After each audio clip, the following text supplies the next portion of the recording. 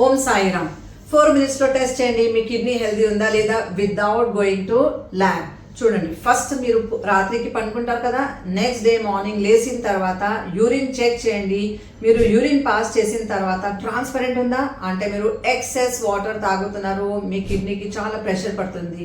Kidney ఖరాబ్ లేదు కానీ కిడ్నీకి ప్రెషర్ పడుతుంది. Secondly, light pale yellow urine pass అవుతుందంటే మీ కిడ్నీ చాలా హెల్దీ ఉంది. కానీ చాలా డార్క్ యూరిన్ వస్తుందంటే మీ కిడ్నీ చాలా స్ట్రెస్ లో ఉంది, మీ లివర్ చాలా స్ట్రెస్ లో ఉంది. కానీ pinkish reddish plus colour urine వస్తుందంటే కంపల్సరీ డాక్టర్ కి పోయి చూపెట్టాలి. ఇప్పుడు యూరిన్ ది ఇక్కడ కిడ్నీ ఫెయిల్ కాదు. కిడ్నీ ఫెయిల్ ఎప్పుడు అంటారు? మీరు యూరిన్ పాస్ చేసిన తర్వాత చాలా బబల్స్ వస్తుంది. యూరిన్ పాస్ చేసిన తర్వాత అంటే మీ కిడ్నీ ఖరాబ్ అయిపోయింది. ఫ్లష్ చేసిన తర్వాత కూడా ఆ బబుల్స్ అలానే ఉండిపోయిందంటే మీ కిడ్నీ ఖరాబ్ అయిపోయింది. ఇప్పుడు చూడండి, మీ కాళ్ళు ఉంది కదా, రైట్ కాళ్ళు లేకపోతే లెఫ్ట్ కాళ్ళు తీసుకోండి. దానికి ఈ యాంకల్ బోన్ పక్కన 1 finger మీద ఇలా తమ్ముతో గట్టిగా ప్రెస్ చేయండి 10 seconds దాకా. 1 2 3 4 5 6 7 8 9 10. ఇప్పుడు రిలీజ్ చేయండి. గడ్డ ఉందా ఇక్కడ, స్కిన్ తొందరగా వచ్చేసింది కదా విదిన్ ఎ సెకండ్. మీ కాళ్ళలో బై ఛాన్స్ గడ్డ అలానే ఉండిపోయిందంటే మీరు ఎక్సెస్ సాల్ట్ తింటున్నారు. దీంతో మీ కిడ్నీ ఫిల్టర్స్ ఖరాబ్ అవుతుంది. ఇన్ ఫ్యూచర్ మీ కిడ్నీ తొందరగా ఖరాబ్ అయిపోతుంది. సో సాల్ట్ తక్కువ చేసేయండి. ఇప్పుడు థర్డ్ టెస్ట్.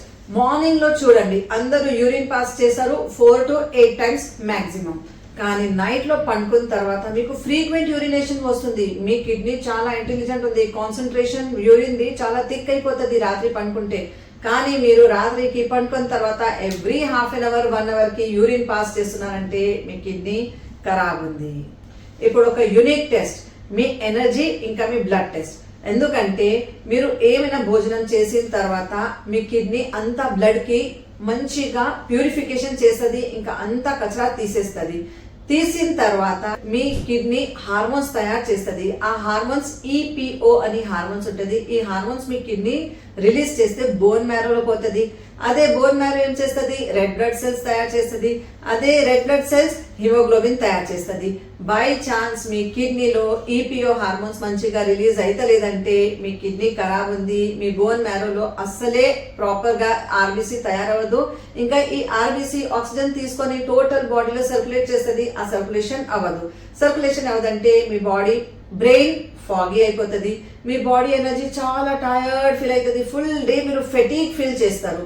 ఇంకా మీరు ఏమైనా తింటే కూడా మీకు టేస్ట్ రాదు. ఇంకా నాజియా సెన్సేషన్ ఫీల్ అవుతుంది, వామిటింగ్ సెన్సేషన్ ఫీల్ అవుతుంది, లోవర్ బ్యాక్ లో చాలా సివియర్ పెయిన్ అవుతుంది. ఈ అన్ని సిమ్టమ్స్ వస్తుందంటే మీకు కిడ్నీ ప్రాబ్లం ఉంది. ఈ 4 టెస్ట్ లో ఒక టెస్ట్ లో ప్రాబ్లం ఉంటే నో ప్రాబ్లం, కానీ 2 3 4 ప్రాబ్లమ్స్ ఉంటే ఇమీడియట్ డాక్టర్ కి చూపెట్టండి, చేసి చూడండి. ఎందుకంటే మీ ఆరోగ్యం మీ చేతిలో. ఓం సాయిరామ్.